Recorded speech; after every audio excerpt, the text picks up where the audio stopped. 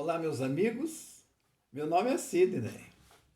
Pois é, que nesse momento Jesus nos abrace forte, nos dê aquele conforto para que possamos nos comunicar, dialogar a respeito dos seus ensinamentos.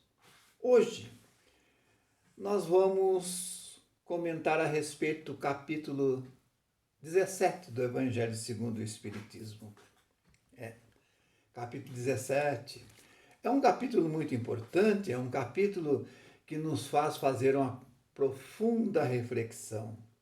E nós vamos abordar os itens de 1 a 6. Olha, o título Sede Perfeitos aguça em nossa sensibilidade ou curiosidade o que é ser perfeito?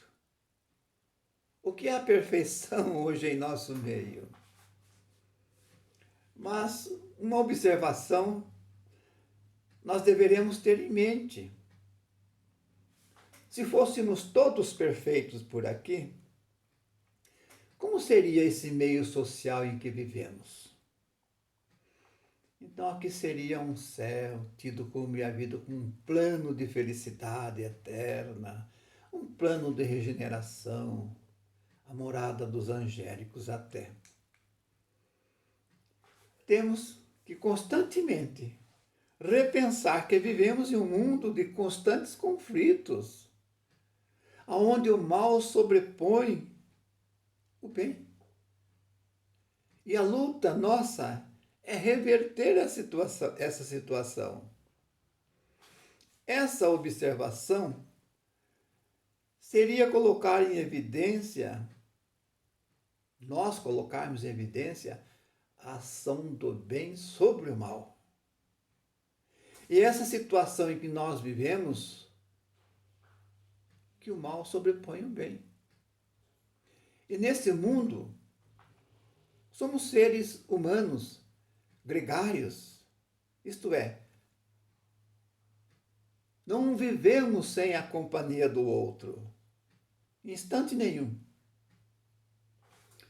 E o outro, ou os outros, são seres únicos, completamente diferentes, e cuja identidade e personalidade espiritual trazem em si profundas diferenças. Aqui, minha gente, espiritualmente, aqui é um mundo de provas. Muitas provas, expiações.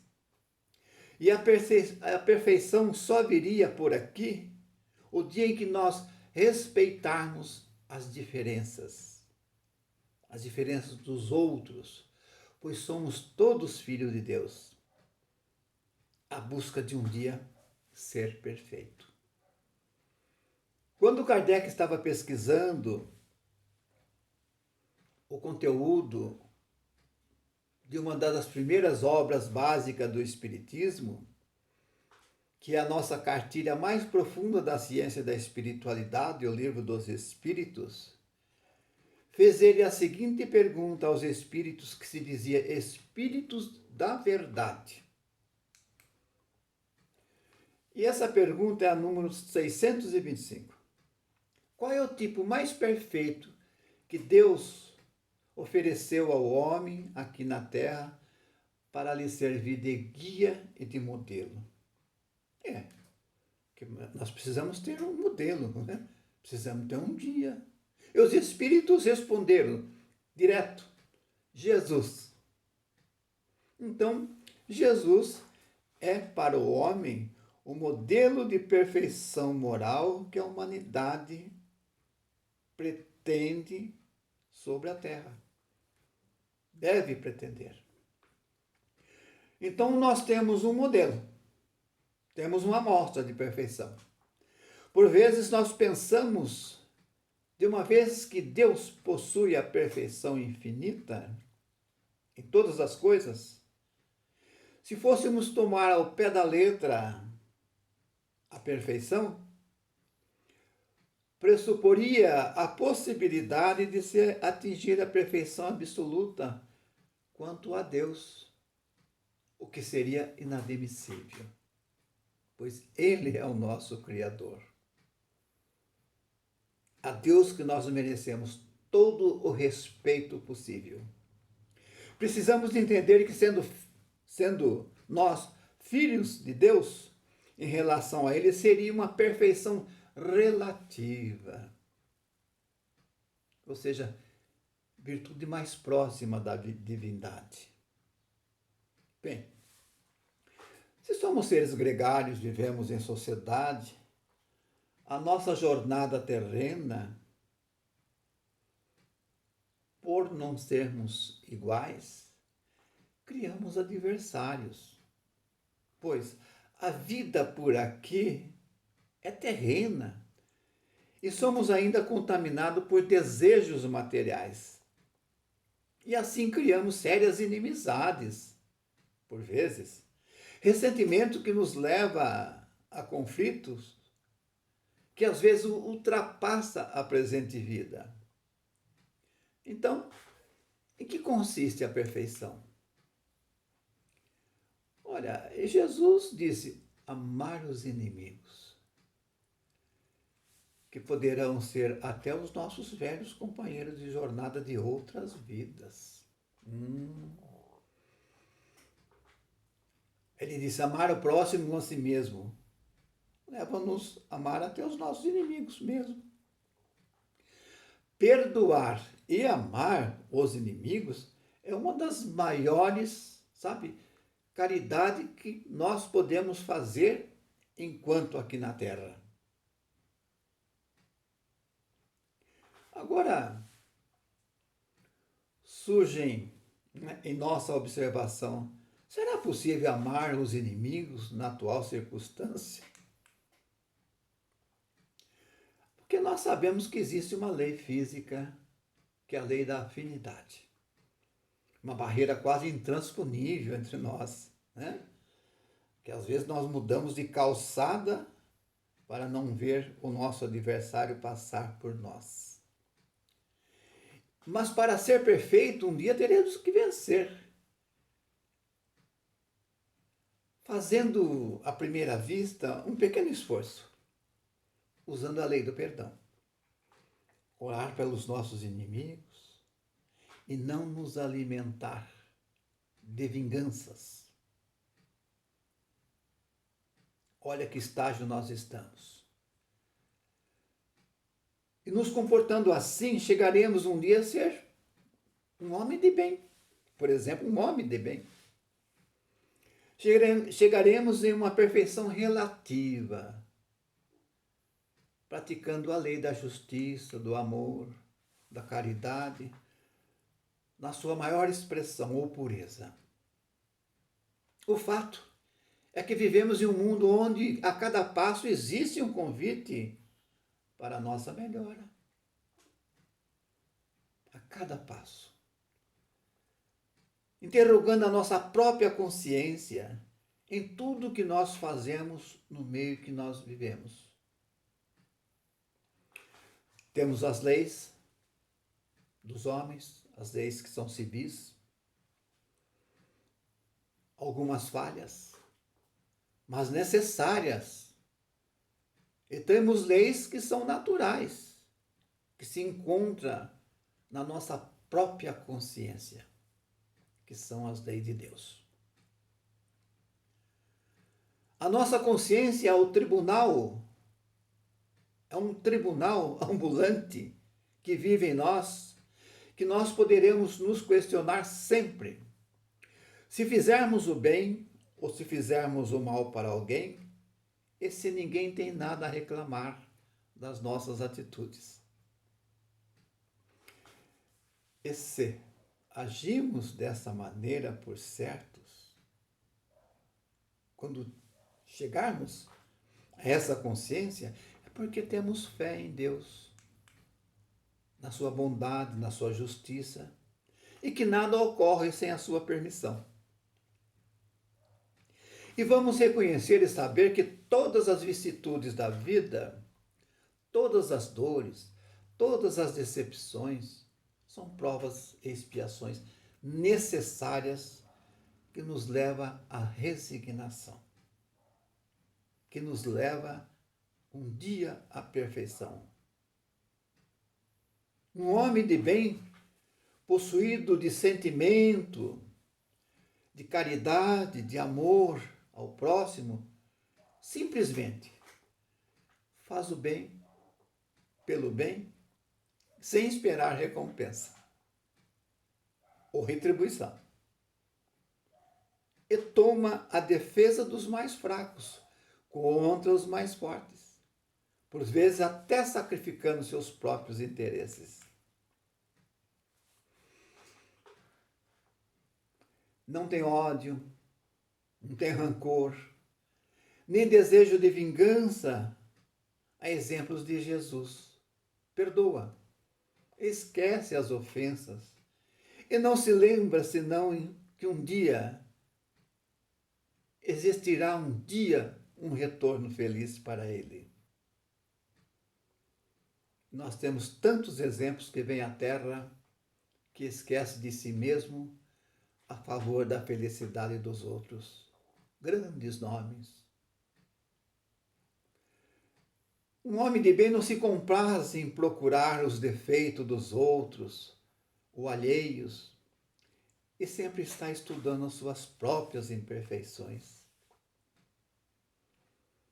Usa, mas não abusa daquilo que Deus coloca ou colocou em seu caminho. E nunca se envaidece, nem com as fortunas e vantagens que lhe é oferecida por Deus, e nem tira proveito tanto para si, mas também para os outros.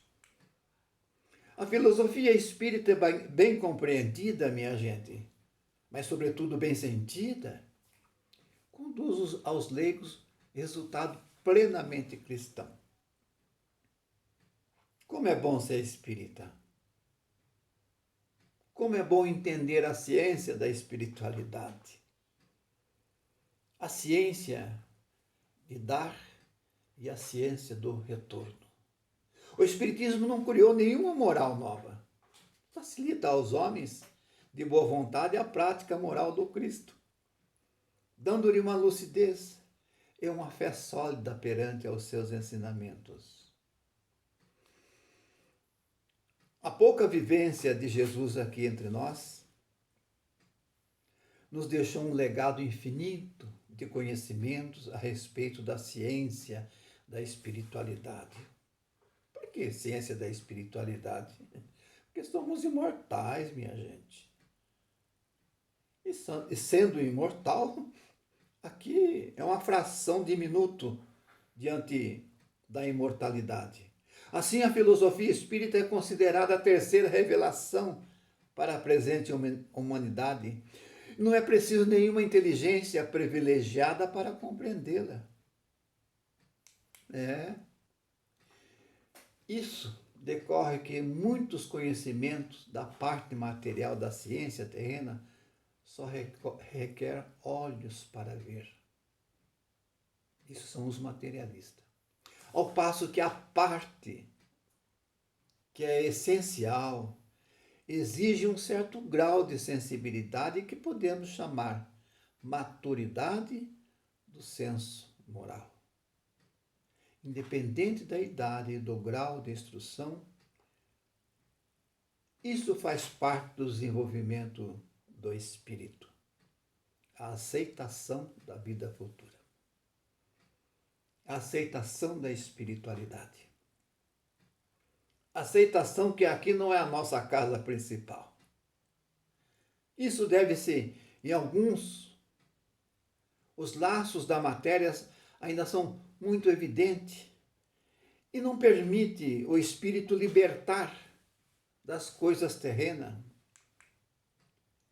E não tem uma visão ainda do infinito. E por isso eles conseguem romper facilmente nem seus gostos, nem seus hábitos. E a crença da vida espiritual, para aqueles que não acreditam, é um simples fato sem importância.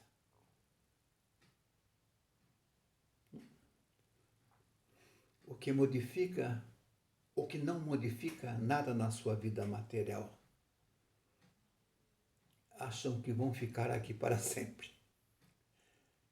Aquele que pode ser, com razão, qualificado de verdadeiro e sincero espírita, que valoriza e entende o sentido moral da vida, está em um grau superior de adiantamento moral. Como é bom pensar que aqui não é a nossa verdadeira morada. Assim poderá ser um espírito que domina relativamente a razão da vida material e obtém uma percepção mais clara da vida futura.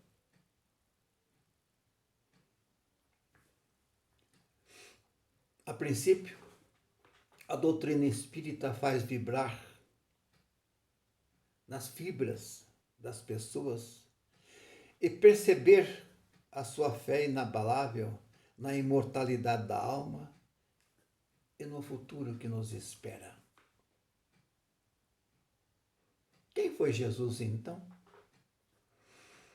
O Espírito mais perfeito que Deus enviou sobre a terra. E como modelo e guia, simplesmente ele era um semeador das verdades divinas. Em Mateus capítulo 13, versículo 18 a 23, ou em Marcos capítulo 4, versículo 10, nós temos uma historinha que Jesus vivia contando história, que nós falamos parábola. A historinha do semeador, parábola do semeador. Mateus registrou o seguinte: naquele mesmo dia, Jesus, tendo saído de casa, sentou-se perto do mar e se reuniu ao seu redor uma grande multidão. E por isso ele subiu ao barco, onde se sentou, e todo o povo ficando à margem, ele disse muitas coisas por parábolas. Olha, um menino de quase de 30 anos sendo admirado por multidões, começou a dizer assim: um semeador saiu a semear. E semeando parte da semente caiu ao longo do caminho, os pássaros vieram e comeram. Uma outra parte caiu em solo pedregoso, onde não havia muita terra, e nasceu logo, porque a terra era pouco profunda. Logo, porém, que o sol nasceu, queimou-se por falta de raízes. Outras sementes caíram entre espinhos. Os espinhos cresceram e as sufocaram. Outras, enfim, caíram em boa terra. Deram frutos 100%, 60%, 30%. Essa foi uma historinha que Jesus contou. Parábola da semente. Qual era a semente? As verdades de Jesus. Então, a pedido dos 12 apóstolos, elucidou Jesus o sentido desta parábola. A semente é a palavra do reino, é a mensagem sobre as coisas espirituais. Já pensou quantas coisas Jesus revelou através do Sermão da Montanha? Já pensaram? Estava semeando. O semeador era Jesus, o Espírito perfeito, encarnado, que veio ao mundo colocar em palavras, ideias espirituais, verbalizar a mensagem da verdade e do amor ao próximo. E o solo, quem era o solo? O que é o solo? É o nosso campo mental dos que ouvem a mensagem que difere muito de uma pessoa para outra no entendimento. No entendimento que era a semente. Mas ele também falou à beira do caminho. O que é a beira do caminho? Terreno batido, duro, onde a semente não penetra. São os que ouvem a palavra do reino, mas não a entendem. São mentes áridas, pessoas materialistas, endurecidas, ainda não preparada para as coisas espirituais. Se ouvem, o fazem sem interesse, sem maior atenção. Fica para o terceiro, quarto plano da sua mente, ficando assim a mensagem na superfície. E os pássaros comem essa semente. Quem são os pássaros? Elementos que surgem do ar recomem a semente, podendo ser até espíritos do bem, quando a pessoa não chega a absorver a mensagem divina. Eles fazem a ideia sumir do entendimento das pessoas, tiram-na completamente do campo de ação das pessoas. As pessoas perdem a coragem de compreender. Passa batido. E o terreno pedregoso? Aquele solo entre as pedras, onde a semente nasce logo, são as pessoas que ouvem a mensagem e a recebem sem entusiasmo. Ouvem, mas não se entusiasma. Essa mente tem alguma terra, alguma condição espiritual, mas é pouca. Não dá para aprofundar a mensagem. Não entra no seu âmago. E por isso vem o sol, a planta se queima, surgem as dificuldades, os espinhos da vida desanimam e a sufocam, né? Desistem, abandonam da ideia. Os espinheiros são os que ouvem e podem entender a mensagem. Até já escolheu uma semente e produziu, mas que tipo?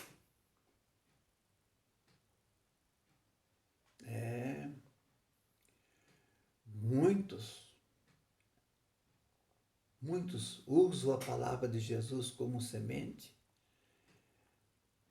crescem e sufocam no meio da sementeira espiritual, porque ocupam de tal modo a mente de uma pessoa que impede de produzir conforme a boa mensagem que recebera e que havia entendido.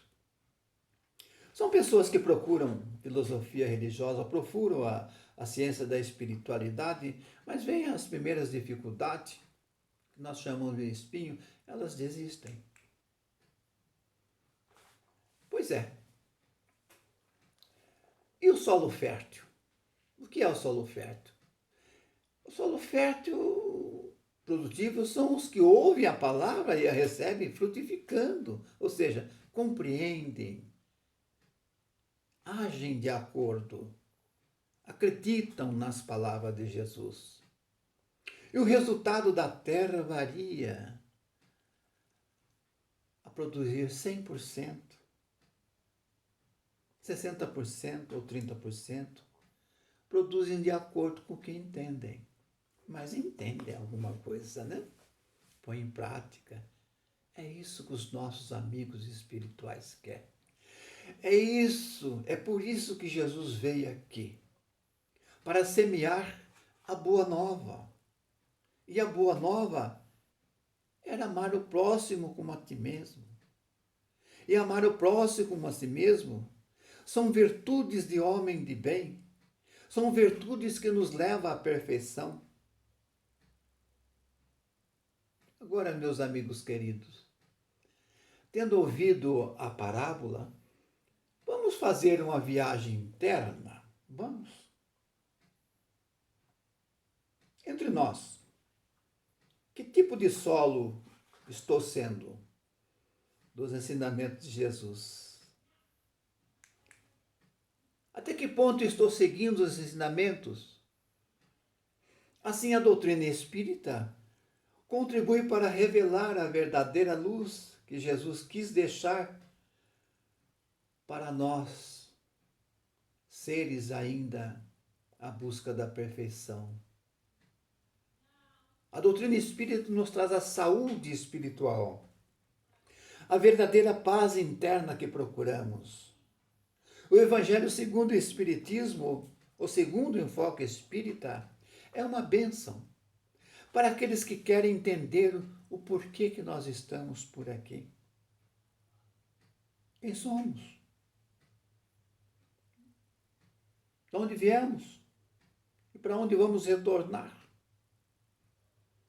É a razão do Rabi de Judá estar entre nós há mais de 2000 anos atrás.